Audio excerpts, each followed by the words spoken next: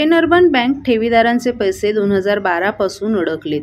Pen urban 2010 पासून आर्थिक संकटात असल्यामुळे पेन अर्बन बँकेतील ठेवीदारांना न्याय हक्क कोण मिळवून देणार हा खरा प्रश्न आहे.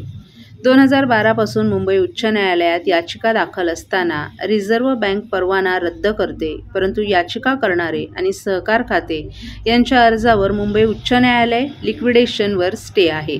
परिणामी रिझर्व्ह बँक पेन बँकेवर प्रशासक कायम ठेवून जैसे थे धोरण अवलंबले. 2012 ते 2024 या काळात ठेवीदार, हवालादिल आणि ज्येष्ठ नागरिक अत्यंत दयनीय अवस्थेतून जात आहेत. यामुळे सर्व ठेवीदारांनी रिझर्व्ह बँक गव्हर्नर आणि केंद्रीय अर्थमंत्री यांना प्रथम विनंती करून पेन अर्बन बँकेची न्यायालयीन कोंडी फोडली पाहिजे आणि न्यायालयाला सत्य बाजू समजावून देण्यासाठी स्वतंत्र याचिका दाखल केली पाहिजे. सुमारे 1,58,000 ठेवीदारांना सुमारे 5 लाखांपर्यंतची त्यांची ठेव परत मिळवण्याचा मार्ग मोकळा करण्यासाठी याचिका दाखल करण्याचं काम bank depositor protection and welfare society करणार आहे.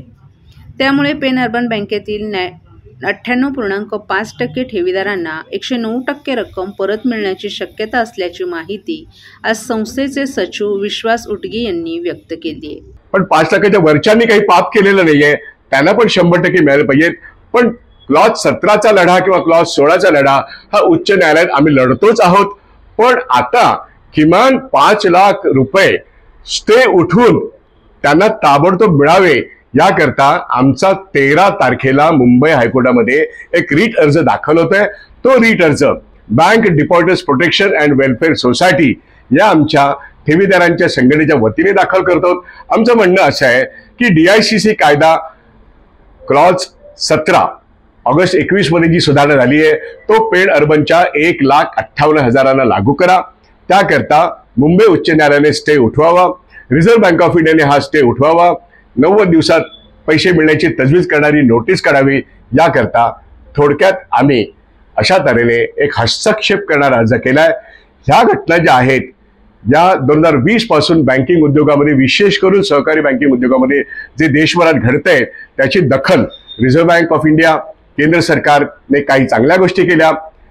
वाईट गोष्ट अशी की 5 लाखाच्या पुढच्यांचं संकट फार गहिरं आहे, त्याबद्दल आम्ही लढा देतच जाऊ. पण आता तरी पेन अर्बन 14 वर्ष एकही पैसा त्या ठेवीदाराला मिळाला नाही. तो मिळण्याची शक्यता reserve bank of India notification काढल्यानंतर होईल. त्यांनी ऑगस्ट 21 चा कायदा अंमलात आणावा अशी आमची नम्र प्रार्थना आहे आणि ती प्रार्थना मुंबईच्या उच्च न्यायालयाने मान्य करावी याकरता आमची 1,58,000 ठेवीदारांच्या वतीने अर्ज दाखल होतो आहे. ठाणे महापालिका क्षेत्रातील पाणी देयक थकबाकीदारांविरोधात प्रशासनानं कारवाईचा बडगा उगारत गेल्या 2 महिन्यात थकबाकीदारांच्या 1,780 नळ जोडण्या खंडित केल्यात. या कारवाईत 152 मोटर पंप जप्त करण्यात आले तर 50 पंपखोल्यांना टाळे लावण्यात आले. याशिवाय 3,354 थकबाकीदारांना नोटिसा पाठवण्यात आल्या असून त्याचबरोबर आत्तापर्यंत 59 कोटी 43 लाख रुपयांची पाणी देयकं पालिकेनं वसूल केली आहेत. तसंच पाणी देयकाचा भरणा करण्याऐवजी खंडित नळ जोडणी परस्पर पुन्हा कार्यान्वित करून घेतल्यास गुन्हे दाखल करण्यात येतील असा इशाराही प्रशासनानं दिलाय. ठाणे महापालिकेची पाणी देयकं सुमारे 224 कोटी रुपयांच्या घरात आहेत. त्यापैकी 76 कोटी रुपये ही थकबाकी आहे तर चालू वर्षाची देयक रक्कम 148 कोटी रुपये आहे. पाणी देयकांच्या वसुलीसाठी पालिका प्रशासनानं गेल्या काही महिन्यांपासून पावलं उचलली आहेत. महापालिका आयुक्त सौरभ राव यांनी याबाबत कारवाई करण्याच्या सूचना दिल्या होत्या. तसंच अतिरिक्त आयुक्त संदीप माळवी यांनी देयकांच्या साप्ताहिक वसुलीचं लक्ष्य निर्धारित करून पाणी देयक वसुली अभियान सुरू करण्याच्या सूचना दिल्या होत्या. त्यानुसार पाणी देयकांच्या थकबाकीसह वसुलीसाठी महापालिकेच्या सर्व प्रभागांमध्ये नळजोडणी खंडित करणं, मोटर पंप जप्त करणं, मीटर खवल्यांना टाळं लावणं अशी कारवाई करण्यात येत आहे. या कारवाईला 11 सप्टेंबरपासून सुरुवात झाली असून आत्तापर्यंतच्या कारवाईत थकबाकीदारांच्या 1,780 नळजोडण्या खंडित करण्यात आल्या आहेत. या कारवाईत 152 मोटर पंप जप्त करण्यात आले तर 50 पंपखोल्यांनाही टाळं लावण्यात आलं आहे. महाराष्ट्रातील भगिनींना आधार देणारी राज्य शासनाची मुख्यमंत्री माझी लाडकी बहीण योजना. या योजनेअंतर्गत अल्प उत्पन्न गटातील 21 ते 65 वयोगटाच्या भगिनींना मिळणार दरमहा 1,500 रुपयाची मदत. अर्ज करण्यासाठी 31 ऑगस्ट 2024 पर्यंत मुदतवाढ. कुटुंबाचं वार्षिक उत्पन्न 2.5 लाख रुपयांपेक्षा कमी असलेल्या महिला पात्र. कुटुंबाकडे पिवळं किंवा केशरी रेशन कार्ड असल्यास उत्पन्नाचा दाखला आवश्यक नाही. पांढरं रेशन कार्ड असेल किंवा रेशन कार्ड नसेल तर कुटुंबाचं वार्षिक उत्पन्न 2.5 लाखांपेक्षा कमी असल्याचा दाखला आवश्यक. योजनेसाठीचा ऑनलाईन अर्ज नारी शक्ती दूत ॲप वरून किंवा पोर्टलवर भरता येईल. ज्या भगिनींना ऑनलाईन अर्ज भरता येत नसेल त्यांच्यासाठी अंगणवाडी, ग्रामपंचायत, वॉर्ड ऑफिस, सेतू सुविधा केंद्रामध्ये किंवा आशाताई बचत गटाच्या CRP यांची मदत उपलब्ध. आता आपल्याला अभिमानानं म्हणता येईल, सुखी आणि सुरक्षित आहे माझी लाडकी बहीण.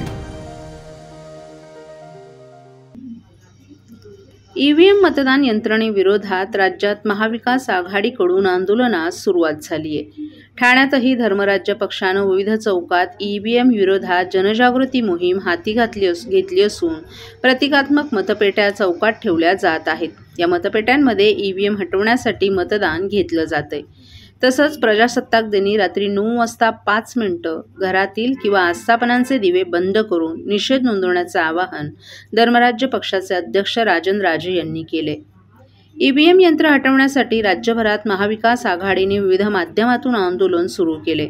धर्मराज्य पक्षानं देखील EVM यंत्राविरोधात आंदोलन करण्यास सुरुवात केली आहे. राजन राजे यांनी मंगळवारी पक्ष कार्यालयात पत्रकार परिषद घेऊन याबाबत माहिती दिली. शहरातील विविध चौकांमध्ये EVM विरोधात जनजागृती मोहीम हाती घेतली असून प्रतिकात्मक मतपेट्या चौकात ठेवल्या जात आहेत. या मतपेट्यांमध्ये EVM हटवण्यासाठी मतदान घेतलं जात आहे. प्रजासत्ताक दिनी रात्री 9 वाजता 5 मिनिटं घराचे किंवा आस्थापनांचे दिवे बंद करून निषेध नोंदवण्याचं त्यांनी आवाहन केले. या देशात लोकशाही संपली असून अघोषित आणीबाणी सुरू आहे असा आरोपही त्यांनी केलाय. EVMच्या पोपटात सत्ताधाऱ्यांचे प्राण दडले असेल तर EVMला संपवलं पाहिजे असंही त्यांनी सांगितलं. निवडणुका सत्ताधाऱ्यांना नको आहेत. लोकभावनेचा त्यांना आदर करायचा नाही. मुठभर भांडवलदारांचं त्यांना वर्चस्व हवं असल्याचा आरोपही त्यांनी यावेळी केला. ठाण्याला जोडणारा आणि राज्य शासनाचा महत्त्वाकांक्षी प्रकल्प असलेल्या वडाळा घाटकोपर ठाणे कासरडोली अशा मेट्रो 4चं काम अजूनही पूर्ण झालं नाही. गेल्या 4 वर्षातील शासनाच्या आर्थिक सर्वेक्षण अहवालामध्ये निरनिराळ्या डेडलाईन देण्यात आल्या असून यामध्ये आता डिसेंबर 2025 नंतरच मेट्रो 4 ही ठाण्यातून धावेल अशी नवीन डेडलाईन देण्यात आली आहे. जीवघेण्या वाहतूक कोंडीचा सामना करणाऱ्या नागरिकांसाठी मेट्रो 4 हा प्रकल्प अतिशय महत्त्वाचा आहे. मात्र 4 वेळा देण्यात आलेल्या डेडलाईन उलटून गेल्यानंतरही हा प्रकल्प अद्याप पूर्णत्वास न आल्यानं या प्रकल्पाच्या संदर्भात जनतेच्या अपेक्षा पूर्ण करण्यात राजकीय नेते आणि राज्य शासन अपयशी ठरलं असल्याचं या निमित्तानं स्पष्ट झाले. ठाणे शहरामध्ये मुंबई महानगर प्रदेश प्राधिकरणाकडून 2017 पासून मेट्रो प्रकल्पाच्या कामांना सुरुवात करण्यात आली. गेल्या 8 वर्षांमध्ये महामार्गावर मोठ्या प्रमाणात बॅरिगेटिंग करून मेट्रोचे खांब उभारण्याची कामं सुरू असून ही कामं अंतिम टप्प्यात आली आहेत. काही ठिकाणी मेट्रोच्या स्टेशनची कामं सुरू असून आत्तापर्यंत वडाळा घाटकोपर ठाणे कासरडोली मेट्रो प्रकल्पाचं 67% स्थापत्य कामं पूर्णत्वास आली आहेत अशी माहिती MMRDAच्या वतीनं देण्यात आली आहे. मात्र ज्या गतीने हे काम पूर्ण होण्याची अपेक्षा करण्यात आली होती त्या वेगात हे काम सुरू नसल्याचंही दिसून येतंय. मेट्रो 4 हा प्रकल्प नवी मुंबई मेट्रो प्रकल्पाप्रमाणेच रखडलाय. आता हा प्रकल्प सुरू होण्यासाठी डिसेंबर 2025 ही नवीन तारीख MMRDAच्या वतीनं देण्यात आली असल्यानं मेट्रो 4 मधून प्रवास करण्यासाठी नागरिकांना जवळपास 2026 उजाडण्याची वाट पाहावी लागण्याचीही शक्यता आहे. तलावांचं शहर म्हणून ओळखल्या जाणाऱ्या ठाणे शहरात 11वा विहंग संस्कृती आर्ट फेस्टिवल दरवर्षीप्रमाणे 10 ते 13 जानेवारी दरम्यान ठाण्यातील उपवन तलाव परिसरात आयोजित करण्यात आलाय. संस्कृती युवा प्रतिष्ठानचे संस्थापक अध्यक्ष प्रताप सरनाईक यांनी त्यांच्या समितीनं या भव्य कला महोत्सवासाठी रसिकांना आमंत्रित केले अशी माहिती संस्कृती आर्ट फेस्टिवलचे सर्वेसर्वा आमदार प्रताप सरनाईक यांनी एका पत्रकार परिषदेत दिली आहे. या महोत्सवाचं उद्घाटन 10 जानेवारी रोजी संध्याकाळी 5:30 वाजता राज्याचे उपमुख्यमंत्री एकनाथ शिंदे यांच्या उपस्थितीत होणार आहे. पद्मश्री शुभा मुग्दल यांच्या शास्त्रीय गायनानं हे उद्घाटन साजरं होईल. 4 दिवस चालणाऱ्या या महोत्सवात अभिजित भट्टाचार्य, विदुषा आरती, अंकलिकर टिकेकर, केतकी माटेगावकर, उस्ताद शाहिद परवेज यांच्यासह अनेक प्रख्यात कलाकार आपली कला सादर करतील. या फेस्टिवलचं वैशिष्ट्य म्हणजे उपवन घाट जो बनारस घाटाच्या धर्तीवर तयार करण्यात आलाय. या कार्यक्रमात सुमारे 6 लाख प्रेक्षक सहभागी होतील. गझल, शास्त्रीय संगीत, नृत्य आणि सुफी मैफिल यांच्या सादरीकरणानं कलारसिकांना मंत्रमुग्ध करणारा हा महोत्सव ठाण्याच्या सांस्कृतिक वैभवाची साक्ष देईल.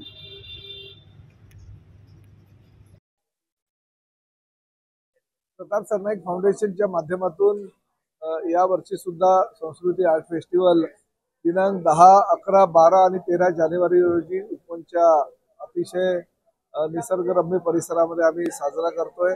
आणि प्रामुख्यानं राज्याचे उपमुख्यमंत्री श्री एकनाथ शिंदे साहेब यांच्या हस्ते 10 तारखेला सायंकाळी 5 वाजता याचं उद्घाटन केलं जाईल. आणि 4 दिवस चालणाऱ्या या फेस्टिवलमध्ये लाखो ठाणेकरच नव्हे तर महाराष्ट्रातील विविध ठिकाणावरून येणारे लोक सहभागी होत असतात.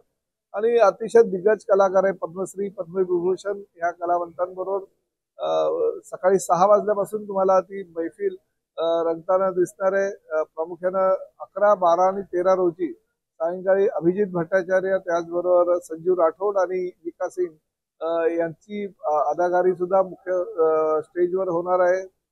विविध स्टेजवर अनेक नामवंत कलाकारांचा परफॉर्मन्स होत असताना लहान मुलांसाठी वेगवेगळ्या प्रकारचे गेम, त्याप्रमाणे कार्यशाळा अशा सुद्धा आयोजित केलेल्या विविध प्रकारची चांगले साहित्य या ठिकाणी येणाऱ्या लोकांना त्या ठिकाणी मिळणार आहेत.